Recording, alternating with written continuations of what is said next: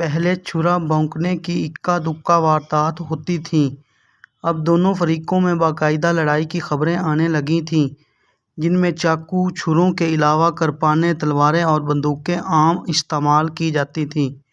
کبھی کبھی ویسی ساخت کے بم پھٹنے کی اطلاع بھی ملتی تھی۔ امرتسر میں قریب قریب ہر ایک کا یہی خیال تھا کہ یہ فرقہ وارانہ فسادات دیر تک جاری نہیں رہیں گے۔ جوش ہے یوں ہی ٹھنڈا ہوا فضا پھر اپنی اصلی حالت پر آ جائے گی۔ اس سے پہلے ایسے کئی فساد امرتسر میں ہو چکے تھے جو دیر پا نہیں تھے۔ 10-15 دن تک مار کٹائی کا ہنگامہ رہتا تھا، پھر خود بخود فرو ہو جاتا تھا۔ چنانچہ پرانے تجربے کی بنا پر لوگوں کا یہی خیال تھا کہ آگ تھوڑی دیر کے بعد اپنا زور ختم کر کے ٹھنڈی ہو جائے گی، مگر ایسا نہ ہوا۔ بلبوں کا زور دن بدن بڑھتا ہی گیا۔ ہندوؤں کے محلے میں جو مسلمان رہتے تھے بھاگنے لگے، اسی طرح وہ ہندو جو مسلمانوں کے محلے میں تھے اپنا گھر بار چھوڑ کے محفوظ مقاموں کا رخ کرنے لگے۔ مگر یہ انتظام سب کے نزدیک عارضی تھا۔ اس وقت تک جب فضا فسادات کے تقدر سے پاک ہو جانے والی تھی۔ میاں عبدالحی ریٹائرڈ سب جج کو تو 100% یقین تھا کہ صورتحالات بہت جلد درست ہو جائے گی، یہی وجہ ہے وہ زیادہ پریشان نہیں تھے۔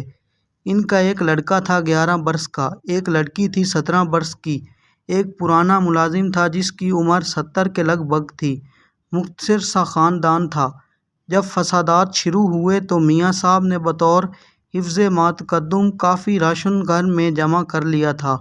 اس طرف سے وہ بالکل مطمئن تھے کہ اگر خدا نخواستہ حالات کچھ زیادہ بگڑ گئے اور دکانیں وغیرہ بند ہو گئیں تو انہیں کھانے پینے کے معاملے میں تردد نہیں کرنا پڑے گا۔ لیکن ان کی جوان لڑکی سگرا بہت متردد تھی۔ ان کا گھر 3 منزلہ تھا، دوسری عمارتوں کے مقابلے میں کافی اونچا۔ ان کی ممٹی سے شہر کا 3/4 حصہ بخوبی نظر آتا تھا۔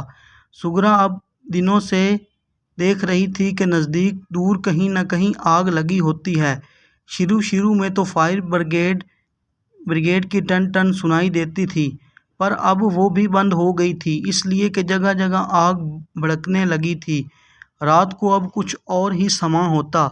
گپ اندھیرے میں آگ کے بڑے بڑے شعلے اٹھتے جیسے دیو ہیں جو اپنے منہ سے آگ کے پھوارے چھوڑ رہے ہیں۔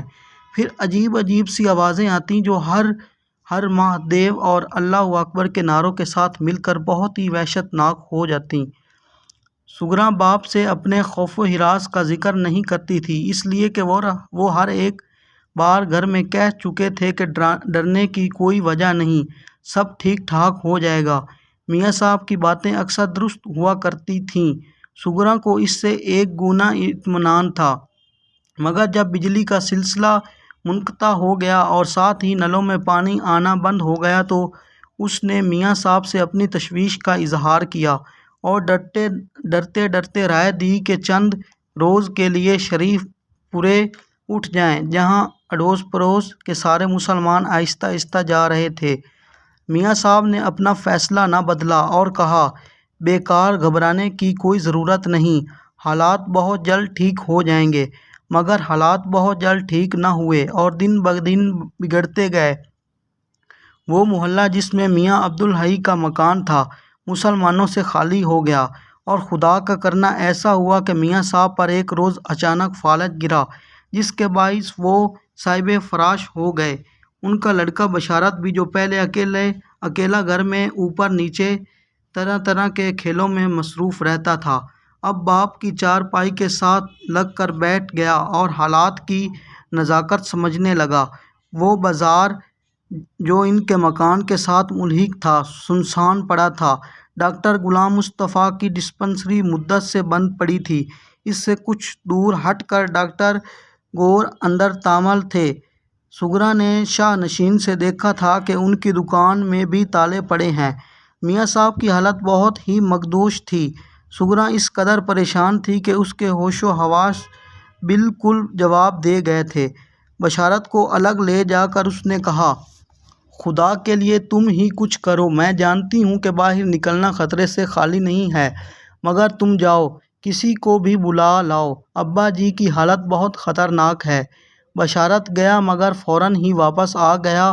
اس کا چہرہ ہلدی کی طرح زرد تھا۔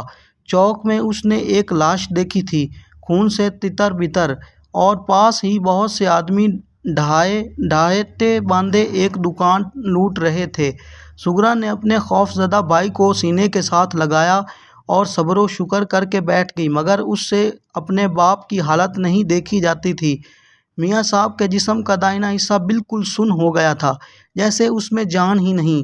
گویائی میں بھی فرق پڑ گیا تھا اور وہ زیادہ تر اشاروں ہی سے باتیں کرتے تھے، جس کا یہ مطلب تھا کہ سغرا گھبرانے کی کوئی بات نہیں، خدا کے فضل و کرم سے سب ٹھیک ہو جائے گا۔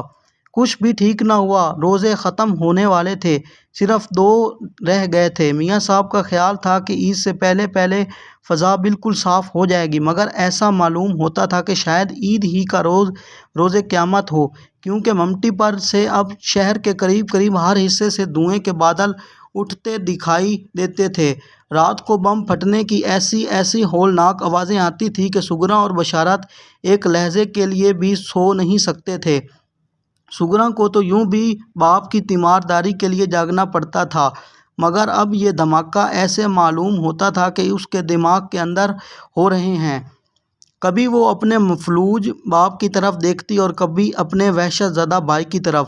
70 برس کا بوڑھا ملازم اکبر تھا، جس کا وجود ہونے نہ ہونے کے برابر تھا۔ وہ سارا دن اور ساری رات پڑا اپنی کوٹھڑی میں کھانستا کھنکارتا اور بلغم نکالتا رہتا تھا۔ ایک روز تنگ آ کر سغرا اس پر برس پڑی۔ تم کس مرض کی دوا ہو؟ دیکھتے نہیں ہو میاں صاحب کی کیا حالت ہے؟ اصل میں تم پرلے درجے کے نمک حرام ہو۔ اب خدمت کا موقع آیا تو دمے کا بہانہ کر کے یہاں پڑے رہتے ہو۔ وہ بھی خادم تھے جو آقا کے لیے اپنی جان تک قربان کر دیتے تھے۔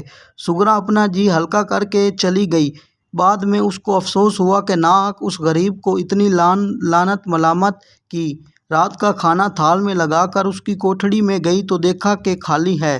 بشارت نے گھر میں ادھر ادھر تلاش کیا مگر وہ نہ ملا۔ باہر کے دروازے کی کنڈی کھلی تھی، جس کا مطلب یہ تھا کہ میاں صاحب کے لیے کچھ کرنے گیا ہے۔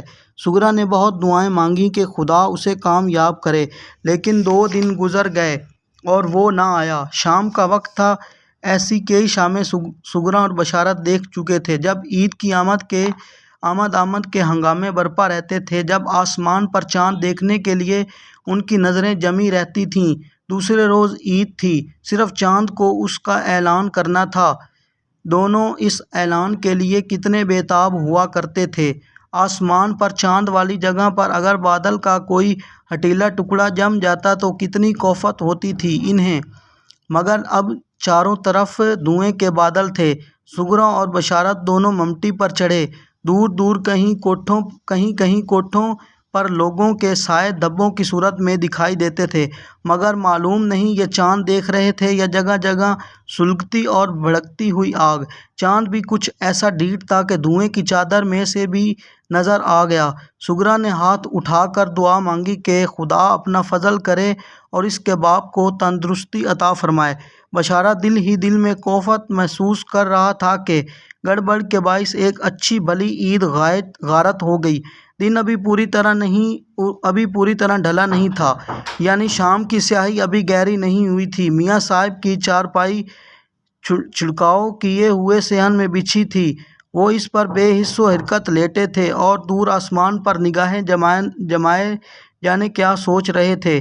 عید کا چاند دیکھ کر جب سغرا نے پاس آ کر انہیں سلام کیا تو انہوں نے اشارے سے جواب دیا۔ سغرا نے سر جھکایا تو انہوں نے وہ بازو جو ٹھیک تھا اٹھایا اور اس پر شفقت سے ہاتھ پھیرا۔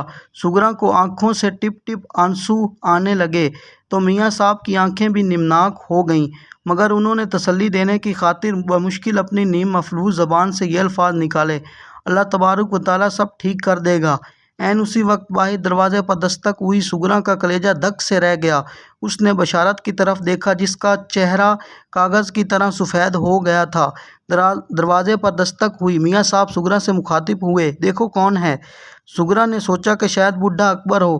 اس خیال ہی سے اس کی آنکھیں تمتما اٹھی۔ بشارت کا بازو پکڑ کر اس نے کہا: جاؤ دیکھو، شاید اکبر آیا ہے۔ یہ سن کر میاں صاحب نے نفی میں یوں سر ہلایا جیسے وہ یہ کہہ رہے ہیں نہیں، یہ اکبر نہیں ہے۔ سغرا نے کہا تو اور کون ہو سکتا ہے ابا جی؟ میاں عبدالحی نے اپنی قوت گویائی پر زور دے کر کچھ کہنے کی کوشش کی کہ بشارت آ گیا۔ وہ سخت خوف زدہ تھا، ایک سانس اوپر اور ایک نیچے۔ سغرا کو میاں صاحب کی چارپائی سے ایک طرف ہٹا کر اس نے ہولے سے کہا، ایک سکھ ہے۔ سغرا کی چیخ نکل گئی، سکھ کیا ہوتا ہے؟ بشارت نے جواب دیا، کہتا ہے دروازہ کھولو۔ سغرا نے کانپتے ہوئے بشارت کو کھینچ کر اپنے ساتھ چمٹا لی اور باپ کی چارپائی پر بیٹھ گئی اور اپنے باپ کی طرف ویران نظروں سے دیکھنے لگی۔ میاں عبدالحی کے پتلے پتلے بے جان ہونٹوں پر ایک عجیب سی مسکراہٹ پیدا ہوئی۔ جاؤ، گورکھ مکھ سنگھ ہے۔ بشارت نے نفی میں سر ہلایا، کوئی اور ہے؟ میاں صاحب نے فیصلہ کن انداز میں کہا، جاؤ سغرا وہی ہے۔ سغرا اٹھی، وہ گورکھ مکھ سنگھ کو جانتی تھی۔ پینشن لینے سے کچھ دیر پہلے اس کے باپ نے اس کے نام ایک سکھ کا کوئی کام کیا تھا۔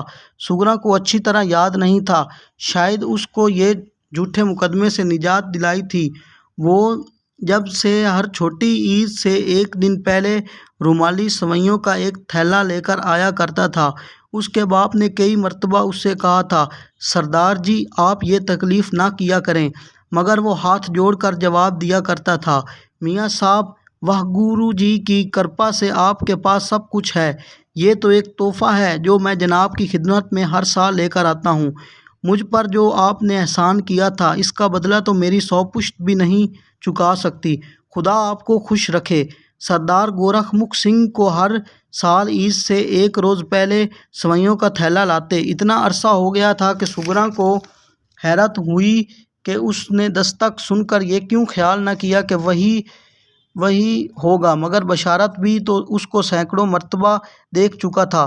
پھر اس نے کیوں کہا کوئی اور ہے؟ اور کون ہو سکتا ہے؟ یہ سوچتی سغرا ڈیوری تک پہنچی۔ دروازہ کھولے یا اندر ہی سے پوچھے، اس کے متعلق وہ ابھی فیصلہ ہی کر رہی تھی کہ دروازے پر زور سے دستک ہوئی۔ سغرا کا دل زور زور سے دھڑکنے لگا۔ وہ مشکل تمام اس نے حلق سے آواز نکالی، کون ہے؟ بشارت پاس کھڑا تھا۔ اس نے دروازے کی ایک درز کی طرف اشارہ کیا اور سغرا سے کہا، اس میں سے دیکھو۔ سغرا نے درز میں سے دیکھا، گورکھ مکھ سنگھ نہیں تھا۔ وہ تو بہت بوڑھا تھا، لیکن یہ جو باہر تھڑے پر کھڑا تھا جوان تھا۔ سغرا ابھی درز پر آنکھ جمائے اس کا جائزہ لے رہی تھی کہ اس نے پھر دروازہ کھٹکھٹایا۔ سغرا نے دیکھا کہ اس کے ہاتھ میں کاغذ کا تھیلا تھا، ویسے ہی جیسا گورکھ مکھ سنگھ لایا کرتا تھا۔ سغرا نے درز سے آنکھ ہٹائی اور ذرا بلند آواز میں دستک دینے والے سے پوچھا، کون ہیں آپ؟ باہر سے آواز آئی، جی میں سردار گورکھ مکھ سنگھ کا بیٹا ہوں، سنتوخ۔ سغرا کا خوف بہت حد تک دور ہو گیا، بڑی شائستگی سے اس سے پوچھا، فرمائیے آپ کیسے آئے ہیں؟ باہر سے آواز آئی، جی جج صاحب کہاں ہیں؟ سغرا نے جواب دیا، بیمار ہیں۔ سردار سنتوخ سنگھ نے افسوس آمیز لہجے میں کہا، اوہ۔ پھر اس نے کاغذ کا تھیلا کھڑکھڑایا، جی یہ سوئیاں ہیں، سردار جی کا دیہانت ہو گیا ہے، وہ مر گئے ہیں۔ سغرا نے جلدی سے پوچھا، مر گئے ہیں؟ باہر سے آواز آئی، جی ہاں، 1 مہینہ ہو گیا ہے۔ مرنے سے پہلے انہوں نے مجھے تاکید کی تھی کہ دیکھو بیٹا، میں جج صاحب کی خدمت میں پورے 10 برس سے ہر چھوٹی عید پر سوئیاں لے جاتا رہا ہوں۔ یہ کام میرے مرنے کے بعد اب تمہیں کرنا ہوگا۔ میں نے انہیں وچن دیا تھا جو میں پورا کر رہا ہوں۔ لے لیجیے سوئیاں۔ سغرا اس قدر متاثر ہوئی کہ اس کی آنکھوں میں آنسو آ گئے۔ اس نے تھوڑا سا دروازہ کھولا۔ سردار گورکھ مکھ سنگھ کے لڑکے نے سوئیوں کا تھیلا آگے بڑھا دیا، جو سغرا نے پکڑ لیا اور کہا، خدا سردار جی کو جنت نصیب کرے۔ گورکھ مکھ سنگھ کا لڑکا کچھ توقف کے بعد بولا، جج صاحب بیمار ہیں؟ سغرا نے جواب دیا، جی ہاں۔ کیا بیماری ہے؟ فالج۔ اوہ، سردار جی زندہ ہوتے تو انہیں یہ سن کر بہت دکھ ہوتا۔ مرتے دم تک انہیں جج صاحب کا احسان یاد تھا، کہتے تھے کہ وہ انسان نہیں دیوتا ہے، اللہ میاں انہیں زندہ رکھے، انہیں میرا سلام۔ اور یہ کہہ کر وہ تھڑے سے اتر گیا۔ سغرا سوچتی رہ گئی کہ وہ اسے ٹھہرائے اور کہے کہ جج صاحب کے لیے کسی ڈاکٹر کا بندوبست کر دے۔ سردار گورکھ مکھ سنگھ کا لڑکا سنتوخ جج صاحب کے مقام کے تھڑے سے اتر کر چند گز آگے بڑھا تو 4 ڈھاٹے باندھے ہوئے آدمی اس کے پاس آئے۔ دو کے پاس جلتی ہوئی مشعلیں تھیں اور دو کے پاس مٹی کے تیل کے کنستر اور کچھ دوسری آتش خیز چیزیں۔ ایک نے سنتوق سے پوچھا، کیوں سردار جی اپنا کام کر آئے؟ سنتوق نے سر ہلا کر جواب دیا، ہاں کر آیا۔ اس آدمی نے ڈھاٹے کے اندر ہنس کر پوچھا، تو کر دے معاملہ ٹھنڈا جج صاحب کا؟ ہاں جیسے تمہاری مرضی۔ یہ کہہ کر سردار گورکھ مکھ سنگھ کا لڑکا چل دیا۔